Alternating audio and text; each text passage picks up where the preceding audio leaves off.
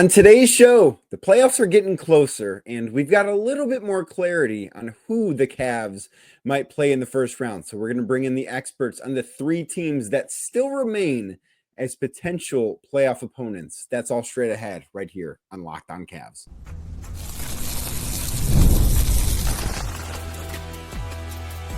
You are Locked On Cavs, your daily Cleveland Cavaliers podcast. Part of the Locked On Podcast Network. Your team every day. What's up, everybody? My name is Danny Cunningham. You might know me from my time covering the Cleveland Cavaliers, places like my Substack, The Inside Shot, Cleveland Magazine, 92.3 The Fan, and a number of other stops along the way. I want to say thank you to you for making Locked On Cavs your first listen today and every day. You can find the show anywhere you get your podcasts, Apple, Spotify, anywhere else. Drop us a 5-star rating. Leave us a nice review. Be a friend. Tell a friend about Locked On Cavs. Make sure you're subscribed. Make sure a friend is subscribed as well. And if you're watching the show on YouTube, do me a favor, hit that thumbs up button for me. Click subscribe and hit that notification bell so you don't miss the latest Locked On Cavs content. A proud part of the Locked On Podcast Network, your team every day. The Orlando Magic beat the Atlanta Hawks in the first Eastern Conference play-in game on Tuesday night, which means that the Orlando Magic will be going to Boston to take on the Celtics as the 7 seed, meaning they're not going to see the Cavs in the postseason. So this means we are down to 3 remaining potential opponents. It could be either the Atlanta Hawks, the Miami Heat, or the Chicago Bulls. Chicago and Miami will play in the second of 3 Eastern Conference play-in games tonight. But with there being 3 teams left, I thought this was a good time to sort of look at, okay, how do these teams potentially match up with Cleveland? What's going on with them? This is some version of the Locked On Cavs Whip Around show that you got used to seeing every Monday in your feed during the regular season. So what I've done, Brad Rowland from Locked On Hawks, he stops by. We talk a little bit about what happened on Tuesday in that game, plus how they could potentially match up with the Cavs. Wes Goldberg from the Miami Locked On Heat and Real GM does a great job doing not just Miami Heat stuff, but a lot of stuff in the basketball world. He stops by to talk about the Heat and their chances against Chicago and against the Cavs in the playoffs. And then Haize from Locked On Bulls stops by as well. We talk all things Chicago Bulls. And of course, could they give their Central Division rivals any problems in the first round? I certainly don't think so. And you'll have to wait and see what he says. But those 3 join me.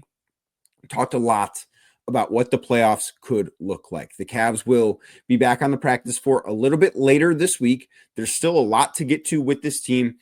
There's a lot to talk to, but I thought that just this midweek episode, probably a good time to take a look ahead at what the first round of the playoffs could look like, especially now that we know the Orlando Magic will not be involved in it with the Cleveland Cavaliers. So before Brad hops on here, make sure you hit that thumbs up button on YouTube, click subscribe, hit that notification bell. Make sure you subscribe wherever you get your podcasts.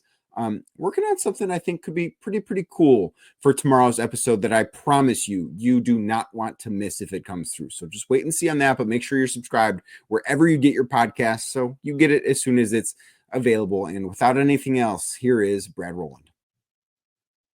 It's been a little while, but Brad Rowland from Locked On Hawks back here after Atlanta lost to Orlando in play-in game number 1. They will now play on Friday against the winner of Miami and Chicago, which will be taking place tonight. And Brad, this is being recorded very shortly after the game against Orlando. What did you think went wrong for the Hawks against the Magic?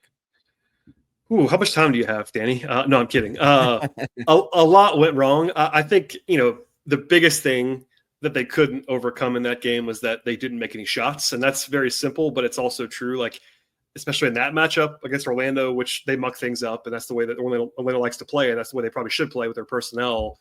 The Hawks were 4 of 21 from 3 in the game.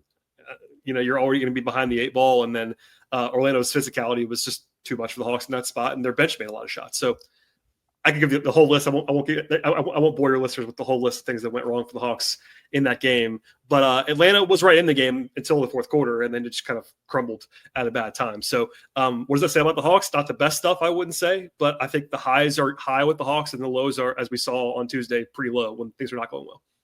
Right. I certainly agree with that assessment. I mean, they were down big early. They cut it to, I think, as close as 3 points in the second half and couldn't quite close the deal. And that's why they will be playing on Friday for the number 8 seed. And from your perspective, it's been a little while since we've talked. I think the last time you and I at least talked via this platform was when these two teams made a pretty big trade. DeAndre Hunter coming to Cleveland, George Niang, Karis LeVert, and some other stuff going to Atlanta. What is the experience with Karis LeVert and George Niang been like so far down in Atlanta?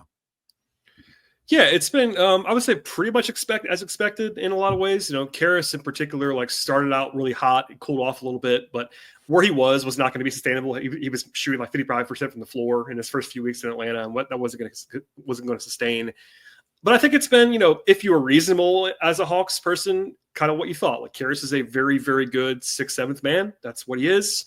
And George Niang is, a specialist basically in some respects with his shooting. And if it's not going in, it can be an adventure with George. If he's making shots, it's a lot of fun, and everybody loves the guy behind the scenes. And on the wrong night, he looks really bad defensively because he is so limited, as everybody listening to this podcast almost certainly knows.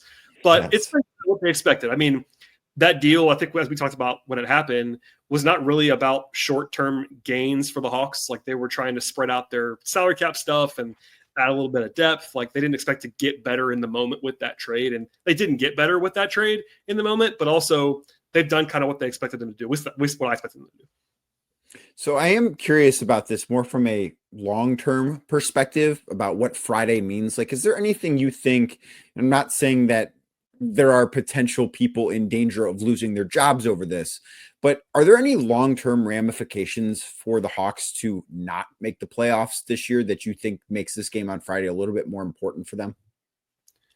I don't think so. I won't say definitely not, but I don't think so.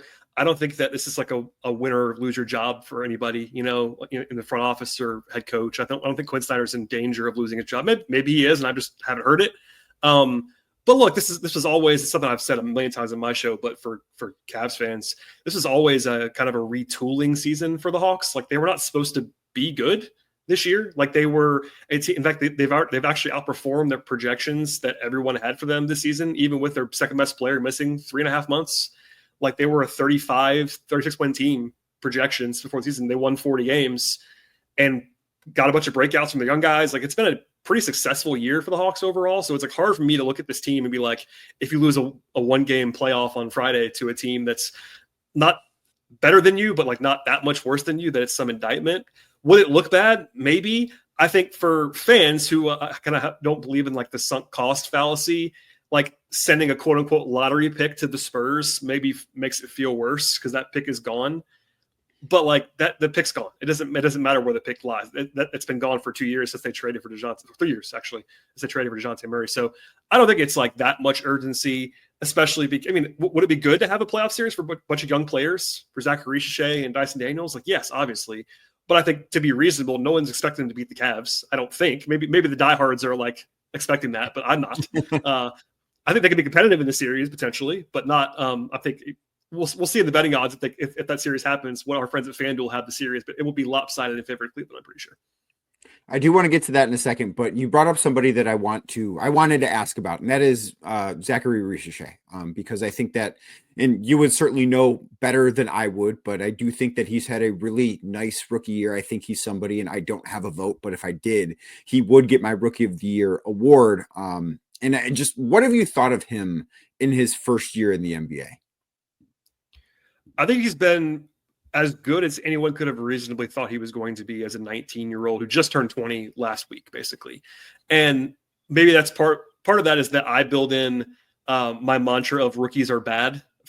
I say that about almost every single rookie, and with very few exceptions, they're always bad to some degree, especially one and done age players like Richache was. And early in the year, he couldn't make a shot for about 6 weeks. He couldn't make a shot, and all the takes, as you I'm sure saw.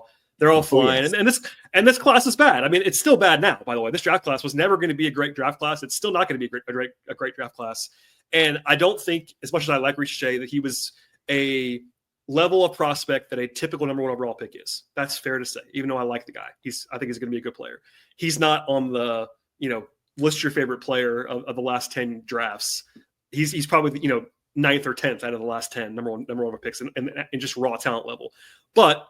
Quietly, if you were watching the Hawks a lot, like he started making shots, and he knows how to play, which I appreciate as someone who has to watch a lot of basketball. Like he has like a maturity that most guys don't have at 19 years old. So I've been impressed. I think he made a late run at Rookie of the Year. He's probably not going to win it, but I think he'll be a first team all rookie guy at 19 years old on a decent team and played a lot of minutes. So like it's been a success. I don't know if he's going to be a superstar, but I feel really good about him being a good player for a long time, which in that draft is good enough for number 1 overall pick. Even if he may not be the best player in the draft, but he actually still might be, which is not a bad outcome at this point.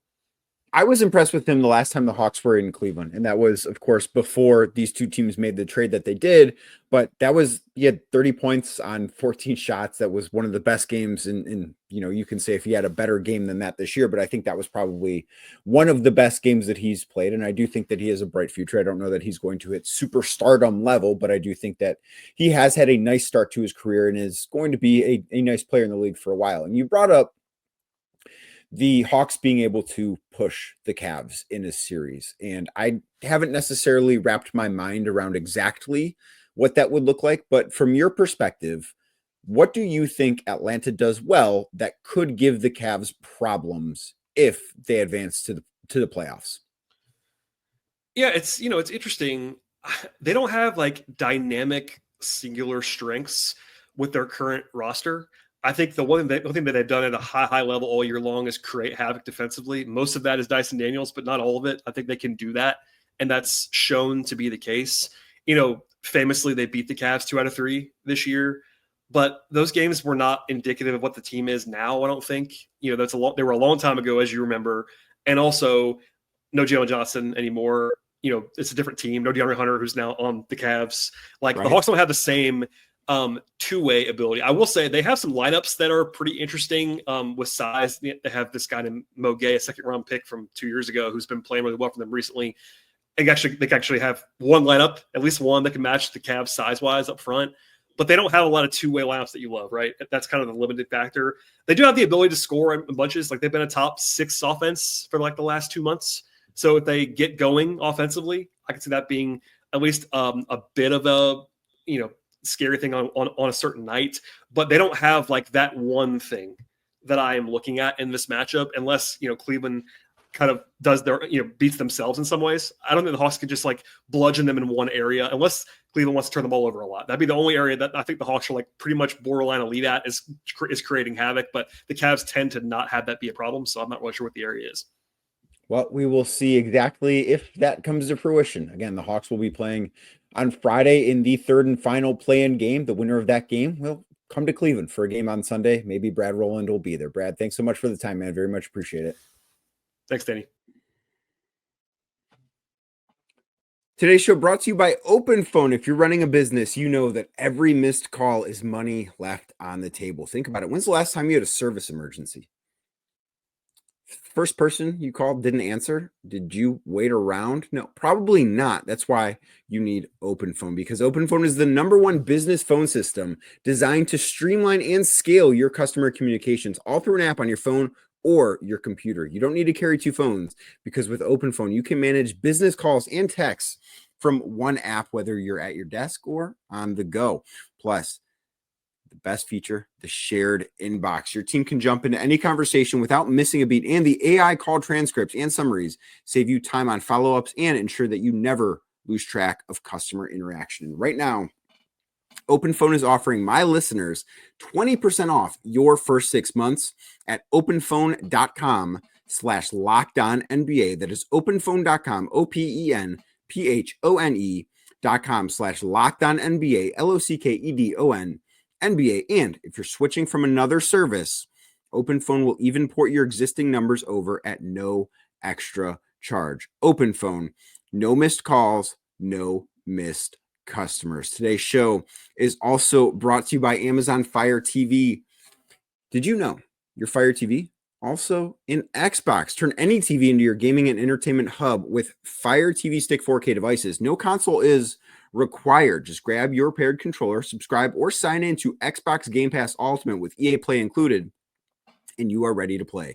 Dive into hundreds of premium titles from EA Sports College Football 25, my personal favorite, to Call of Duty Black Ops 6 and Avowed, as easily as you stream your favorite shows.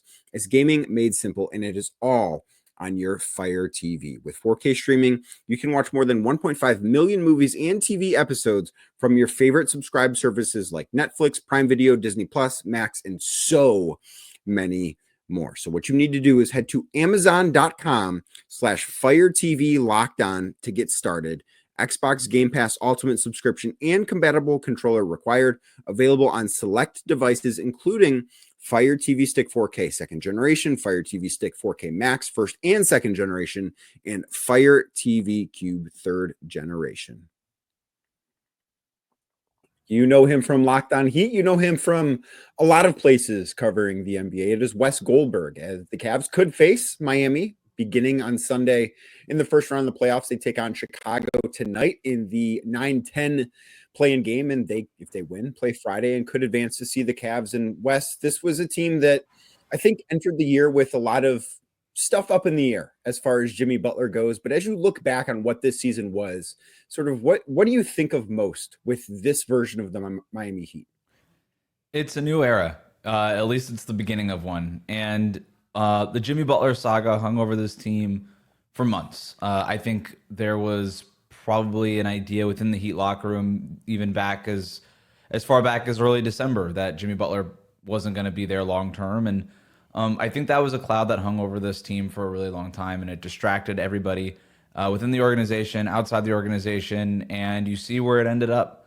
You know, it's a third straight season in the play-in tournament. The difference this time is that they barely made the play-in tournament as the 10th seed. So they're going to have to win back-to-back games on the road starting Wednesday night in Chicago to try to make the playoffs. And if they do make it out of the play-in tournament somehow, then it's the Cavaliers in the first round. And look, I think maybe there's something to be said about making the playoffs. I think that's, an accomplishment in and of itself, but definitely disappointing thinking about where this team was a couple years ago in the NBA Finals to where it is now. The last time you and I spoke on this podcast, the Miami Heat were 29-31. They had just beaten the Washington Wizards 106-90, and they came to Cleveland and started what was, I believe, an 11-game losing streak. They rebounded from that with a nice winning streak that included a victory over Boston. But do you think they ever really got over the Jimmy Butler stuff? That's a good question. I think they're starting to. I don't know that they've fully gotten over it in terms of, I think they still, there's some questions about what they do at the end of games and close games. Who gets the ball? What are they going to do about it? And all these things. You saw Tyler Hero kind of take that 3-pointer against Chicago last week, as opposed to taking that 2-pointer. It feels like there's little gaffes here and there, and they're still trying to figure out their identity in the final minutes of close games. But even off the court, man, like the emotional hangover of the whole Jimmy Butler thing, knowing that, to be frank, that this guy who you've been to 2 finals with just quit on you over a contract dispute with the front office. I think that is an emotional thing that this team has to reckon with and deal with. And I've been saying it all year. It feels like this team really needs a pina colada on the beach this summer. And I think they just need to, when this season is finally over, just get away. Don't think about basketball for a little while. Eric Spoelstra, Bam Adebayo, Tyler Hero, all these guys just sort of get away, relax, and then come back refreshed next season, ready to start something new. Aside from the obvious in Jimmy not being there, what is different about this Miami team being in the play-in versus the other Miami teams that have been in the play-in that have either, given some scares or advanced to the NBA Finals out of it? What's different that you see other than Jimmy? Not much, man. I mean, it's really Jimmy. I know you're asking me for something other than that, but if I had to say one thing, it would be that Tyler Hero, with Jimmy Butler gone, but even you see the developments and the improvements he's made in his game, has really emerged as a number one option for this team. And Tyler Hero shouldn't be the number one option for a contender, but he is the number one option for this Miami Heat team. And he's taken that responsibility very seriously, and it'll be interesting to see, if he could deliver in the big moments. Tyler Hero's had big games against Chicago in the play-in tournament in the past. Bam Adebayo, a little up and down in play-in games, but a playoff performer nonetheless. He's a guy who always raises his game at this point in the season. So it's on both of these guys to say, you know what, we don't need Jimmy Butler. We'll be just fine without him. and we're still the Miami Heat without him. And you've got Bam right in the middle of his prime, and you've got Bam, Tyler Hero, just starting to emerge into his prime as an all-star this season. What have you thought of the season that Bam has had this year? Started off bad, right? The shooting was really bad, and I think that stink kind of lingers on Bam's season. The second half of the season was much better. Specifically after the Heat moved Kel'el Ware into the starting lineup, and then that let Bam move over to that power forward spot. And now, at that point, he didn't have to go up against 7-footers every single night trying to shoot over those guys. He was able to kind of have a size advantage as opposed to a size disadvantage. And he's been trying to deal with that size disadvantage for years. So eventually, I think that really helped him, and he started to find his shooting stroke a little bit more. I think defensively, he's been a notch worse than what he's been during his Defensive Player of the Year caliber seasons. But I would still have him on my all-defense ballot, probably second team. I don't know that there's 9 better defenders in the league than Bam this year. He is who he is, right? We know who he is. He's not going to be the number one scoring option on a big team, nor should he be. And I think that's fine. The Heat need a number one scoring option, but Bam is elite at everything that's required of the center position except for scoring. And at scoring, he's merely pretty good. Right, he's a 19, 20 point per game scorer over the last 3 seasons. So it's been a little bit of a weird Bam season, but also I think everything that went wrong this season ended up at Bam's feet, right? Whether it was dealing with the Jimmy Butler situation and having to answer questions about it when Jimmy Butler wouldn't. When the team was outmatched, it was Bam that needed to step up as a scoring option, or Bam who had to step up defensively. It's always been the case that anytime anything goes wrong, Bam is the one who has to deal with it. And I think some of the stress of that, like the physical stress of that, kind of got to him this year. But he's bounced back in a great way, and he's never let the effort wane. And I think for that, he needs to be commended. I'm glad you mentioned Ware, because he's somebody that I do really like as a young NBA player. I think he's had a solid season with Miami, and obviously moved into the starting lineup for the Heat back in mid to late January. You mentioned him alongside Bam and those two playing together, but what do you think changed for the better about the way Miami is constructed when they put him into the starting lineup?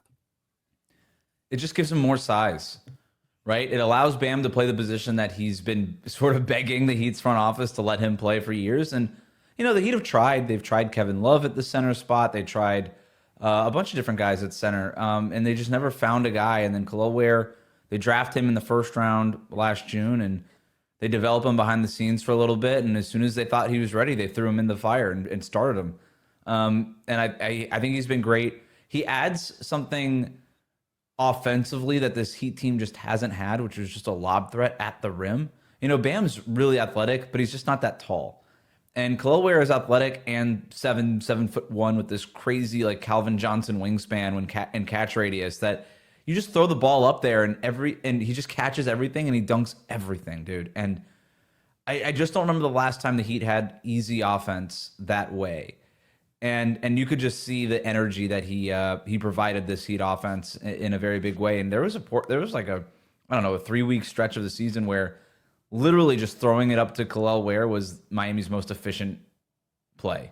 Like it kept working. And then defenses eventually scouted it, caught up to it, and they found counters. And now Kel'el Ware is doing a better job in the dunker spot and making himself open for those lobs and those kinds of things. So I think his development has been awesome. It's been a huge story for Miami. And I think he's a guy that, frankly, is he's as close to untouchable as you can get without being untouchable, just because of what he means to this roster, and specifically what he means to the roster's best player and captain in Bam Adebayo. You take him off the team, Bam has to go play center again. And I don't think anybody really wants that at this point. I want to end with this. And let's play the hypothetical here that the Miami Heat beat Chicago on Wednesday night. They beat the loser of Orlando and Atlanta on Friday, which we're recording this during halftime of this game. And it very much looks like that's going to be Atlanta playing in that game. And they win that game in advance and become the 8th seed. What, if anything, does Miami do that you think could give the Cavs problems in a first round series?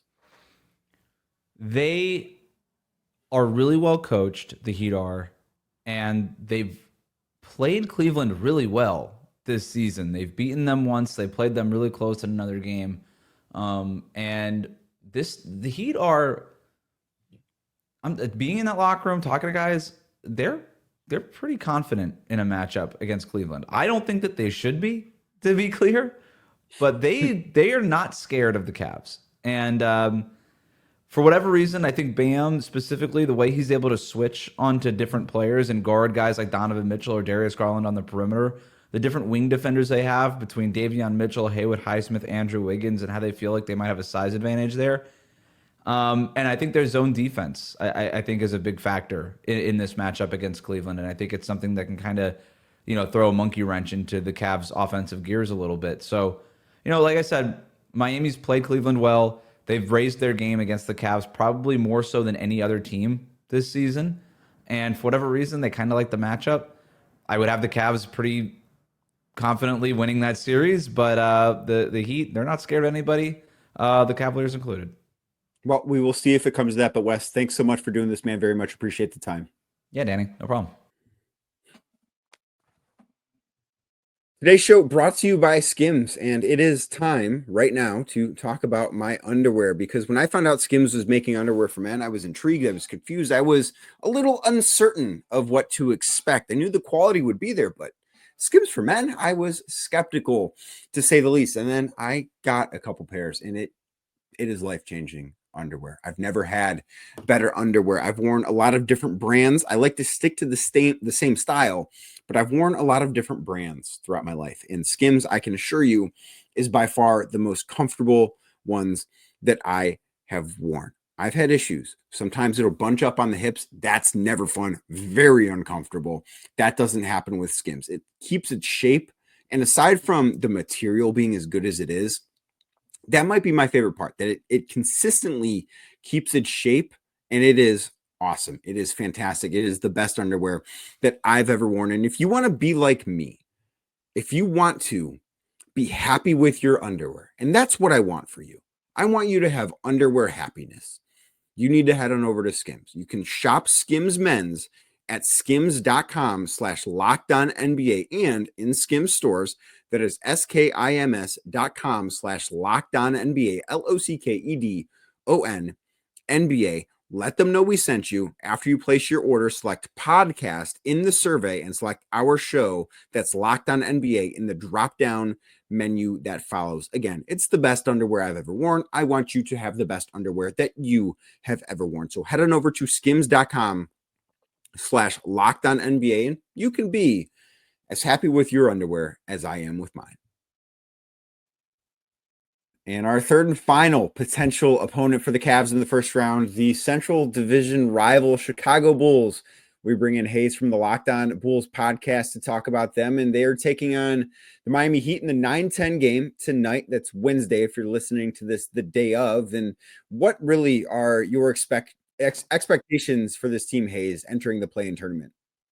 I think just what they've done basically since the Zach LaVine trade is play tough, give effort on both sides of the ball. Josh Giddey and Kobe White have really been the engine of the offense. When you look at the way they've been producing, both in scoring points generated off assists, they've accounted for almost like 55% of the Bulls' offense when you factor that in. So really, just the Bulls to continue to play tough, man, and we'll see where it goes.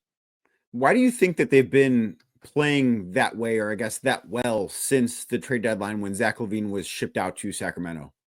I think so. It's basically freed up Josh Giddey and Kobe White to really do what they do best. They're both guards that like to create off penetration and drives, and now they have the role players that fit that better and allow them to be them. When Zach LaVine is there, you kind of gotta feed him, and he needs his shots. So now you're spreading those shots out around basically everybody else, and it's getting everybody involved in the offense. And so because Giddey and Kobe are solid creators, it's giving a lot of other players opportunities. So, when you feed everybody, when you get everybody involved, they all have their place in the offense. It's just, everybody's just it's just an engine. It's just actually like moving like a well-oiled machine like we didn't before. What have you thought of Kobe White's season as a whole? Obviously, he finished the season really, really strong, not to continue to harp on that trade, but really since the Zach LaVine trade, as you mentioned, he took off. But what have you just thought from start to finish about what he's done this year? I think Kobe's the player that I respect so much, because every year he's been on this team since we drafted him. His role has changed every single year. He's never had a year where he's come into the same role that he had the year before. And so, this one, he had to adapt and become more of a jump shooter early in the season with Josh Giddey and Zach LaVine there. And now you're seeing him be able to like I said before, create off penetration and drives. Him and Josh Giddey have really figured out their balance. And Kobe's a player that plays with a lot of heart. He's been inconsistent for a large part of his career, but for the most part this season, he's been fairly consistent despite a cold stretch there in December. But other than that, he's been really consistent. He's stepped up when we need him to, and he's really the heart of the team right now. So one of the biggest things that has changed drastically about the Bulls from last season to what they did this regular season is the pace at which they played. I believe they finished the regular season second in pace, one of the fastest teams, I think only behind Memphis. And last year, or I guess the previous season, they were 28th in pace. They played really, really slow. How did you see that change positively affect what they could do? I mean, so we played at a slower pace because that's really the only way DeMar really could play. That's where he thrives at. And so now you move DeMar, and the Bulls are playing a pace that's much more modern. It kind of fits their game because they don't necessarily have the best isolation scores. So you're rebounding well, which that really starts is because you have solid rebounders in Giddey, Kobe, Vooch. Basically everybody on the team really in our starting five are pretty good rebounders. And so we're naturally creating opportunities to get out there and transition. And then when you get the ball in Kobe and Josh Giddey's hands, like they're all able to create as well. So I think just buying into that. One of the things that Billy Donovan did great is this training camp. He had them practicing with a 20-second shot clock because he wanted them to be quick on that quicker pace, and he wanted them to be the best conditioned team in the league. And you're really seeing that pay off. And that they've talked about that being a tool in their shed, that they are aiming to wear other teams down with their pace. And I think that's played a huge role in them. If you look at it, they've been a much better second half team, the first half team. And I think the pace plays a big part in that as well. So as a franchise, Chicago's not made it out of the first round since the 2015 playoffs. And that was the second round they lost to then LeBron James and the Cavs. Since then, they've made the playoffs twice. They've lost in the first round both times. What do you think needs to happen organizationally? I guess this is a bit of a bigger picture thing before we hone in on what this weekend could look like. But what do you think needs to happen for them organizationally to get back to having consistent playoff success? I think they just need to they have to build organically, and they have to allow time for players to develop. This was a team that when our president took over of basketball operations at K, he initially said he wanted to build organically and through the draft and over time. And instead, 4 months later, he made a trade for a 30-year-old Nikola Vucevic. And while Vuce came in and really helped the Bulls that season and has been pretty solid for us, it really jump-started that process. Then we signed DeMar and Lonzo. And so now I think you just have to you have to develop. You have to prioritize your draft picks. We gave up 4 first-round picks to put that version of the team to get 5 first-round picks, actually, to put that version of the team together. I think now they're realizing why first-round picks are valuable while taking your time. Of course, we need star-level talent. We don't have that yet. We have players that may develop to that. But I think you just gotta have some patience and not try to skip steps in the process. You mentioned Lonzo Ball. He's doubtful with a wrist injury for tonight's game against Miami. If the Bulls do win that game, do you think, one, he could play Friday? If they win Friday, do you think he could be back for a game 1 Sunday in Cleveland? What is the status with his injury as far as you're aware? Yeah, Billy Donovan talked about it today. He basically said that Lonzo, if he does come back, it won't be until the playoffs, if we make the actual playoffs and out the play-in. And that's just an unfortunate side effect of Lonzo. Like, he's a slow healer. His season almost ended earlier with that wrist injury. He almost had a grade 3 wrist sprain, I should say, that almost ended the season earlier. He came back, he played well for a little while, and he tweaked it again. So when it comes to Lonzo, the way that I've learned is that when he's on the court, he's always going to be a positive. He's always going to positively impact the team defensively and things. But I just, you can't bet on him to be there anymore. And it's unfortunate for him to be as young and as good as what he is. But I just don't think the Bulls can really rely on zone anymore. It is a shame because at his peak, when he was at his best, and really the first, I think you would certainly know better than I would about this, but that first season in Chicago, the first half of the year, like, that Bulls team was awesome, and they've not been the same since and I know this injury is different, but since he really started dealing with those knee injuries. And then as far as this weekend goes, if the Bulls win tonight, they'll take on the Atlanta Hawks on Friday. If they win that game, then they would see the Cavs for a best-of-7 series beginning Sunday in Cleveland. Let's play the hypothetical here and say that the Bulls beat Miami and they beat Atlanta. So in a series against Cleveland, what does Chicago do that you think could give the Cavs problems? Pray. I don't know. Like, I don't really think they can do much if I'm being honest. Like, I listen, I'm a realist about my team, and I think the Bulls have played really well, but because we create off penetration so good, and that's really like you saw against the Thunder. If Josh Giddey and Kobe aren't getting into the rhythm off their drives and kicks and getting to the free throw line, it really disrupts our whole entire offense. And you guys have some of the best paint defense and defense at the rim in the league. So it's really your strengths play into where we're weak at. And so the Bulls are going to have to hope that Josh Giddey and Kobe can overcome that, whether they get in foul trouble, that matchup between the guards in Garland and Mitchell and Giddey and Kobe White. That's going to be really important there. And they're going to need to hit their three-pointers as well, because we don't really go against the zone defense as well, because we're not consistently good from three. If we get Kevin Huerter and Manas Buzelis and those guys to shoot consistently, then we can start making it interesting. But they would be surprising me if they gave you guys too many fits, to be honest with you. Well, I do think that with the number of threes the Bulls shoot, and they might not be the most consistent team from outside, but they get them up. And if there's a game that they hit 20 of those things, I think anything can happen. But Haize, very much appreciate the time, and best of luck to the Bulls in the play-in. Thank you for having me. Thank you again for making Locked On Cavs your first listen today and every day. Like I said earlier, you can find the show anywhere you get your podcasts, Apple, Spotify, anywhere else. Make sure you drop us a 5-star rating. Leave us a nice review. Be a friend. Tell a friend about Locked On Cavs. Make sure you're subscribed. Make sure a friend is subscribed as well. And if you're watching on YouTube, before we get out of here, do me a favor. Hit that thumbs up button for me. Click subscribe and click that notification bell. Trust me.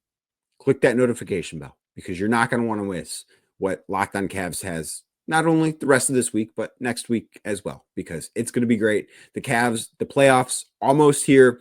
Going to be talking so much more about it as it grows closer right here on Locked On Cavs. So thank you again for making this your first listen today and every day. And I will be back tomorrow talking more about the Cavs.